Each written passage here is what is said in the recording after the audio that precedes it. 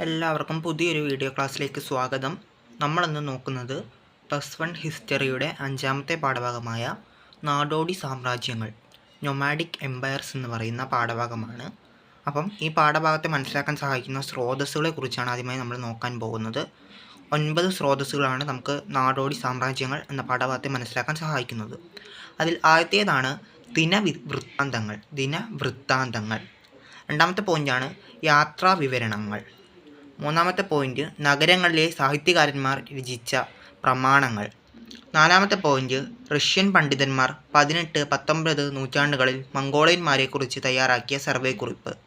അഞ്ചാമത്തെ പോയിൻ്റ് 20-ാം നൂറ്റാണ്ടിലെ മാർക്സിസ്റ്റ് ചരിത്രകാരന്മാർ മംഗോളിയന്മാരെക്കുറിച്ച് എഴുതിയ ചരിത്ര ഗ്രന്ഥങ്ങൾ. ആറാമത്തെ പോയിൻ്റ് റഷ്യൻ പണ്ഡിതനായ ബോറിസ് യാക്കോവ് ലെവിച്ച് വ്ളാഡിമിർസ്റ്റോവിൻ്റെ ഗവേഷണ പ്രബന്ധം. അഞ്ചാമത്തെ പോയിൻ്റ് വാസ്ലി വ്ളാഡിമിറോവിച്ച് ബർത്തോൾഡിൻ്റെ ഗ്രന്ഥങ്ങൾ. എട്ടാമത്തെ പോയിൻ്റ് ഇഗോർ ദി റേച്ചുവൽസിൻ്റെ the secret history of Mongols എന്ന പുസ്തകം.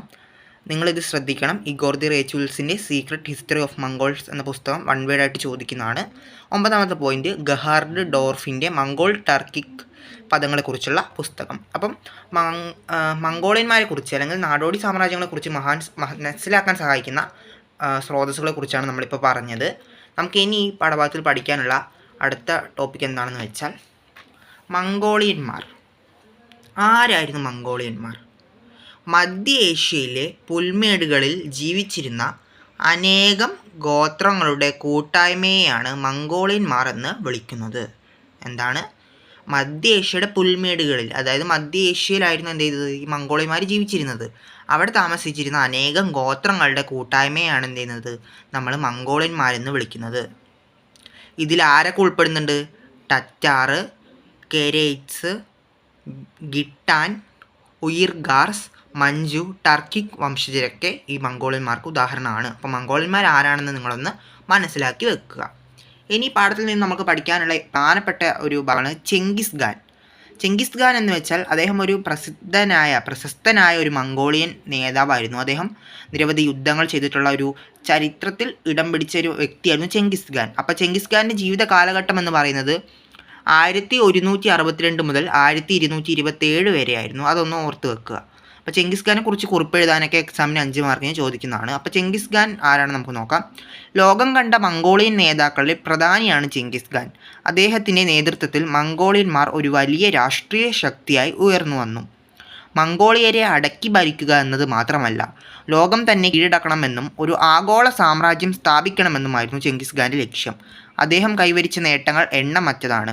1162 വടക്കൻ മംഗോളിയയിലെ ഒനോൻ നദീതീരത്തുള്ള ഒരു ഗ്രാമത്തിലാണ് ചെങ്കിസ് ഖാൻ ജനിച്ചത്. ടെമുജിൻ എന്നായിരുന്നു അദ്ദേഹത്തിൻ്റെ യഥാർത്ഥ പേര്. ഗോത്രത്തലവനായ യസൂഗി ആയിരുന്നു അദ്ദേഹത്തിൻ്റെ പിതാവ്. തീരെ ചെറിയ കുട്ടിയായിരുന്നപ്പോൾ തന്നെ ടെമുജിന് തൻ്റെ പിതാവിനെ നഷ്ടമായി. മാതാവായ ഒലാൻ ഇക്കെ ആണ് ടെമുജിനെ വളർത്തി വലുതാക്കിയത്. കടുത്ത ജീവിത സാഹചര്യങ്ങളിലൂടെയാണ് അദ്ദേഹം കടന്നുപോയത്. നിരവധി തവണ അദ്ദേഹം ശത്രുക്കളുടെ ആക്രമണങ്ങൾക്ക് വിധേയനായി. ജീവിത പോരാട്ടങ്ങൾ അദ്ദേഹത്തിനെ ശക്തനാക്കി. ടെമുജിൻ്റെ അടുത്ത സുഹൃത്തുക്കളായിരുന്നു ബൊഗുർച്ചു, ജമൂക്ക എന്നിവർ. അദ്ദേഹത്തിൻ്റെ ബന്ധുവും മിത്രവുമായിരുന്നു ജമൂക്ക. പിന്നീട് അദ്ദേഹത്തിന് വലിയ ശത്രുവായി. 1203 ഓങ്ഹാൻ്റെ സഹായത്തോടെ ചെങ്കിസ് ഖാൻ ജമൂക്കയെ പരാജയപ്പെടുത്തി. പുൽമേട് പ്രദേശത്തെ പ്രമുഖ വ്യക്തിയായി. 1206 മംഗോളിയന്മാരുടെ ഗോത്ര അസംബ്ലിയായ കുറിൽത്തേയിൽ സർവ്വലോക ഭരണാധികാരി എന്നർത്ഥം ചെങ്കിസ് ഖാന് എന്ന പദവി നൽകുകയുണ്ടായി. മംഗോളിയന്മാർ വ്യാപാര ബന്ധങ്ങൾക്ക് കൂടുതൽ താല്പര്യം കാണിച്ചു. ഈ കച്ചവട ബന്ധമാണ് ചെങ്കിസ് ഖാൻ്റെ ചൈന ആക്രമണത്തിന് വഴിതെളിച്ചത്.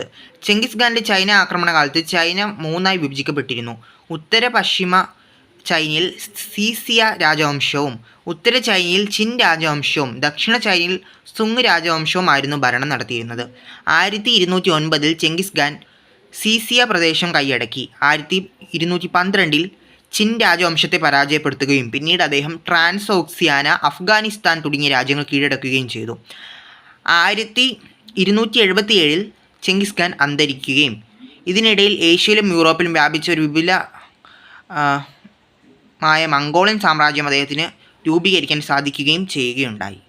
അപ്പോൾ ചെങ്കിസ് ഖാനെ കുറിച്ച് പഠിക്കുമ്പോൾ നിങ്ങൾ ഓർക്കേണ്ടത് ചെങ്കിസ് ഖാൻ്റെ യുദ്ധത്തെക്കുറിച്ച് പഠിക്കണം. അവിടെ കുറിൽത്തേയ് എന്ന് പറയുന്ന ഒരു കാര്യത്തെപ്പറ്റി പറയുന്നുണ്ട്, അത് പഠിക്കണം. അതേപോലെ തന്നെ ചെങ്കിസ് ഖാൻ്റെ മാതാപിതാക്കളെക്കുറിച്ച് പഠിക്കണം. അദ്ദേഹത്തിൻ്റെ യഥാർത്ഥ പേര് ടെമുജിൻ എന്തായിരുന്നു, അതൊക്കെ നിങ്ങൾ പഠിക്കണം. ചെങ്കിസ് ഖാനെ കുറിച്ച് പഠിക്കുമ്പോൾ നിങ്ങൾ ചെറിയ ചെറിയ പോയിൻറ്റ്സ് ആക്കി പഠിക്കുക. അദ്ദേഹത്തിൻ്റെ ജീവിതത്തെക്കുറിച്ച് നിങ്ങൾ അറിഞ്ഞിരിക്കണം. അടുത്തത് നമുക്ക് നോക്കാനുള്ളത് ചെങ്കിസ് ഖാൻ്റെ ഭരണ നേട്ടങ്ങളാണ്. സുസ്ഥിരമായ ഒരു ഭരണക്രമം സ്വീകരിക്കാൻ ചെങ്കിസ് ഖാന് കഴിഞ്ഞു. വിവിധ ഗോത്രങ്ങളിൽ നിന്നുള്ള മുഖ്യന്മാരെ ഉൾപ്പെടുത്തി ഭരണനിർവഹണത്തിന് രൂപീകരിച്ച ഒരു അസംബ്ലി അക്കാലത്ത് മംഗോളിയയിൽ ഉണ്ടായിരുന്നു. കുറിൽത്തേയ് എന്നായിരുന്നു ഇതിനെ വിളിച്ചിരുന്നത്. കുറിൽത്തേയിനെ കുറിച്ച് എക്സാമിന് 2 മാർക്കും ചോദിക്കും, അതെന്താണെന്ന് മനസ്സിലാക്കണം. കുറിൽത്തേയ് എന്ന് വെച്ചാൽ മംഗോളിയൻ ഗോത്ര മുഖ്യന്മാരുടെ അസംബ്ലിയാണ് കുറിൽത്തേയ്. ഈ അസംബ്ലി രാജ്യത്തിൻ്റെ ദൈനംദിന കാര്യങ്ങൾ നിർവഹിച്ചു. ചെങ്കിസ് ഖാൻ്റെ ഭരണ പരിഷ്കാരങ്ങളിൽ പ്രധാനപ്പെട്ട ഒന്നാണ് യാം എന്ന കൊറിയർ സമ്പ്രദായം. എക്സാമിന് ചോദിക്കുന്ന അടുത്ത കാര്യമാണ് യാം എന്താണെന്നുള്ളത്. യാം എന്ന് വെച്ചാൽ ചെങ്കിസ് ഖാൻ്റെ കൊറിയർ സമ്പ്രദായമാണ്. നിശ്ചിത അകലങ്ങളിൽ കാവൽപുരകൾ സ്ഥാപിച്ച് അശ്വാരൂഢരെയും സന്ദേശവാഹകരെയും നിയമിച്ചുകൊണ്ട് വിദൂര ദേശങ്ങളെ അദ്ദേഹം കൂട്ടിയിറക്കി. ഇതിൻ്റെ നടത്തിപ്പിനായി കുപ്കർ എന്ന നികുതി ആവിഷ്കരിച്ചു. ചെങ്കിസ് ഖാൻ ആവിഷ്കരിച്ച നികുതിയാണ് കുപ്കർ, അതും നിങ്ങൾ അറിഞ്ഞു വെക്കണം. ഈ നികുതി വ്യവസ്ഥ പ്രകാരം മംഗോളിയന്മാർ അവരുടെ സമ്പത്തിൻ്റെ 10% ഭാഗം ചെങ്കിസ് ഖാൻ നൽകണമായിരുന്നു.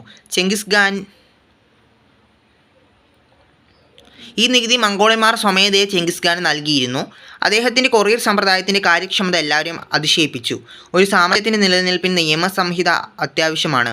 മംഗോളിയൻ സാമ്രാജ്യം നിലനിർത്തുന്നതിന് ചെങ്കിസ് ഖാൻ കൊണ്ടുവന്ന യാസ എന്ന നിയമസംഹിത പ്രധാന പങ്ക് വഹിച്ചു. ചെങ്കിസ് ഖാൻ കൊണ്ടുവന്ന ഒരു നിയമസംഹിതയാണ് യാസ. അപ്പം ചെങ്കിസ് ഖാനെ കുറിച്ച് പഠിക്കുമ്പം കുറിൽത്തേയ് എന്താണെന്ന് പഠിക്കണം, യാം എന്താണെന്ന് പഠിക്കണം, യാസ എന്താണെന്ന് പഠിക്കണം, അതേപോലെ കുപ്കർ എന്താണെന്ന് നിങ്ങൾ അറിഞ്ഞു നോക്കണം. അതേപോലെ തന്നെ ചെങ്കിസ് ഖാൻ്റെ യഥാർത്ഥ പേര് ടെമുജിൻ എന്നാണ്, അതും 1 വേർഡായിട്ട് ചോദിക്കാറുണ്ട്.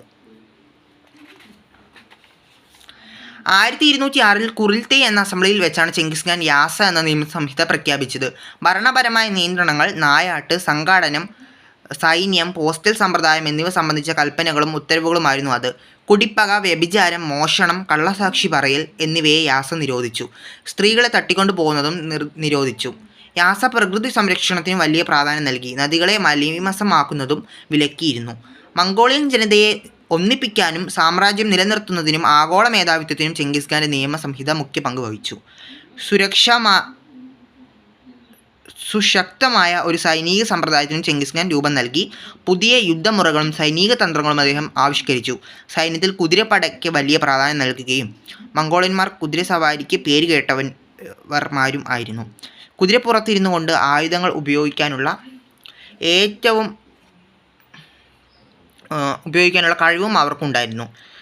ദശാംശ സമ്പ്രദായത്തിലാണ് ചെങ്കിസ് ഖാൻ സൈന്യത്തെ സജ്ജമാക്കിയിരുന്നത്. ഇതുപ്രകാരം സൈന്യത്തെ ഓരോ യൂണിറ്റായി തിരിക്കുകയും ഓരോ യൂണിറ്റും നോയൻ എന്ന സൈനിക മേധാവിയുടെ കീഴിലായിരുന്നു. സൈന്യത്തിൻ്റെ പഴയ ഗോത്ര സമ്പ്രദായം ഉപേക്ഷിക്കപ്പെടുകയും നേരത്തെ നിലനിന്നിരുന്ന സൈന്യത്തെ പുതിയ യൂണിറ്റുകളിൽ ഉൾപ്പെടുത്തുകയും ചെയ്തു. ചെങ്കിസ് ഖാൻ തൻ്റെ സൈന്യത്തെ വിപുലീകരിച്ചു. അദ്ദേഹത്തിൻ്റെ സൈന്യത്തിൽ നിരവധി സൈനികർ ഉണ്ടായിരുന്നു. ചെങ്കിസ് ഖാൻ സൈന്യത്തിൽ കൊണ്ടുവന്ന പരിഷ്കാരങ്ങൾ അവരുടെ വിജയത്തിന് കാരണമായി. അപ്പം ചെങ്കിസ് ഖാനെ കുറിച്ചായിരുന്നു നമ്മൾ പറഞ്ഞത്. ചെങ്കിസ് ഖാനെ കുറിച്ച് പഠിക്കുമ്പോൾ അദ്ദേഹത്തിൻ്റെ യഥാർത്ഥ പേര് ഓർക്കണം, യാം, യാസ, കുറിൽത്തേയ് എന്നീ കാര്യങ്ങളൊക്കെ ഓർക്കണം. പിന്നെ ചെങ്കിസ് ഖാൻ്റെ സൈനിക സമ്പ്രദായത്തിൻ്റെ സവിശേഷതകളും ചോദിക്കാറുണ്ട്. അദ്ദേഹത്തിൻ്റെ സൈന്യത്തിൻ്റെ സവിശേഷതകൾ നോക്കണം. ഇനി നമുക്ക് നോക്കാനുള്ള അടുത്ത ഭാഗമാണ് ഉലസുകൾ. ഉലസുകൾ എന്ന് വെച്ചാൽ എന്താണ്? സൈനിക ഭരണത്തിനായി ചെങ്കിസ് ഖാൻ തൻ്റെ സാമ്രാജ്യത്തെ 4 പ്രവിശ്യകളായി വിഭജിച്ചു. ഇവയാണ് ഉലസുകൾ എന്ന് വിളിക്കുന്നത്. അതായത് സൈനിക ഭരണത്തിന് വേണ്ടി, അതിൻ്റെ എളുപ്പത്തിന് വേണ്ടി, സൈനിക ഭരണം എളുപ്പപ്പെടുത്താൻ വേണ്ടി ചെങ്കിസ് ഖാൻ തൻ്റെ സാമ്രാജ്യത്തെ 4 ഭാഗങ്ങളായി തിരിച്ചു. ഈ 4 ഭാഗങ്ങളെയാണ് എന്ത് ചെയ്യുന്നത്? ഉലസുകൾ എന്ന് വിളിക്കുന്നത്. ഉലസ് സ്ഥിരമായ ഒരു പ്രദേശമായിരുന്നില്ല. സാമ്രാജ്യം വിപുലമാകുന്നതിനനുസരിച്ച് ഉലസുകളുടെ അതിരുകളും വ്യാപിച്ചു. അതായത് ഉലസ് എന്തായിരുന്നു?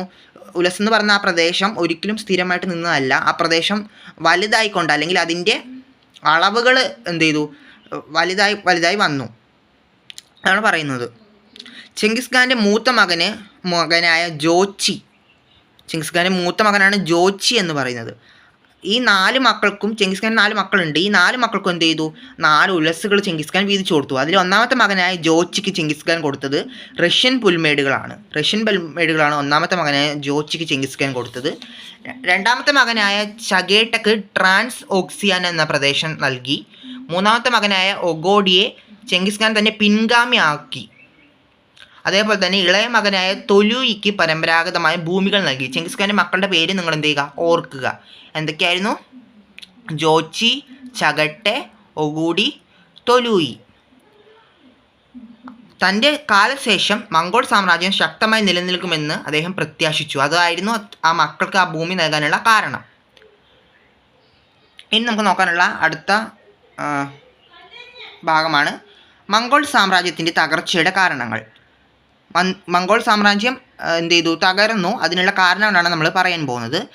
ചെങ്കിസ് ഖാന് ശേഷം മംഗോൾ രാജവംശത്തിലുണ്ടായ പിന്തുടർച്ചാവകാശ തർക്കം. രണ്ടാമത്തെ പോയിന്റ്, ചെങ്കിസ് ഖാൻ്റെ പിൻഗാമികൾ ആഭ്യന്തര രാഷ്ട്രീയത്തിന് നൽകിയ അമിതമായ പ്രാധാന്യം. മൂന്നാമത്തെ പോയിന്റ്, പാശ്ചാത്യ ആക്രമണം ഉപേക്ഷിക്കാനുള്ള തീരുമാനം. നാലാമത്തെ പോയിന്റ്, മംഗോളിയൻ സൈന്യത്തിൻ്റെ ദൗർലഭ്യം. അഞ്ചാമത്തെ പോയിന്റ്, ഈജിപ്ഷ്യൻ സൈന്യവുമായുള്ള നിരന്തര ഏറ്റുമുട്ടൽ. ആറാമത്തെ പോയിന്റ്, ആഭ്യന്തര കലാപങ്ങൾ. ഒന്ന് നോക്കി വെക്കുക.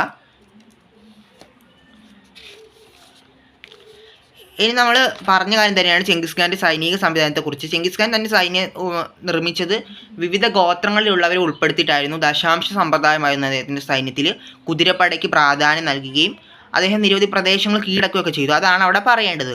അപ്പോൾ ഈ പാഠത്തിൽ നിങ്ങൾ മെയിനായിട്ട് നോക്കി പഠിക്കേണ്ടത് എന്താണെന്ന് വെച്ചാൽ ചെങ്കിസ് ഖാൻ്റെ ജീവിതത്തെക്കുറിച്ച് നിങ്ങൾ പഠിക്കണം. ചെങ്കിസ് ഖാൻ്റെ യഥാർത്ഥ പേര്, പിന്നെ അദ്ദേഹത്തിൻ്റെ അച്ഛൻ്റെയും അമ്മയുടെയും കാര്യങ്ങളൊക്കെ പഠിക്കണം. പിന്നെ അതേപോലെ തന്നെ യാമ്, യാസ, കുറിൽത്തൈ, കുപ്കർ ഇങ്ങനെയുള്ള കാര്യങ്ങൾ 2 മാർക്കും ചോദിക്കും. പിന്നെ അതേപോലെ തന്നെ ചെങ്കിസ് ഖാൻ്റെ സൈനിക സംവിധാനത്തെക്കുറിച്ചും ചോദിക്കും. ഇതാണ് ഈ പാഠത്തിൽ മെയിനായിട്ട് ചോദിക്കുന്നത്. ചെറിയൊരു പാഠമാണ്. എസ് എ ക്വസ്റ്റ്യൻസ് ഒന്നും അധികം വരാത്ത 5 മാർക്കിനൊക്കെ ക്വസ്റ്റ്യൻസ് ആണ് ഈ പാഠത്തിൽ നിന്ന് വരാറുള്ളത്. പിന്നെ 2 മാർക്കും 1 വേർഡുമാണ് വരാറ്. അത്രയാണ് ഈ ക്വസ്റ്റ്യൻ വരാറ്. പിന്നെ ഈ പാഠത്തിൽ നിന്നുള്ള ഇമ്പോർട്ടൻറ്റ് ക്വസ്റ്റ്യൻസ് ഒക്കെ ആവശ്യമുണ്ടെങ്കിൽ നിങ്ങൾ ചോദിക്കുക. എക്സാമിൻ്റെ സമയമാകുമ്പോൾ നമ്മൾ എല്ലാ ചാപ്റ്റേഴ്സിലും ഇമ്പോർട്ടൻറ്റ് ക്വസ്റ്റ്യൻസ് ചെയ്യുന്നതായിരിക്കും. അപ്പോൾ അടുത്ത ചാപ്റ്ററുമായിട്ട് നമുക്ക് കാണാം.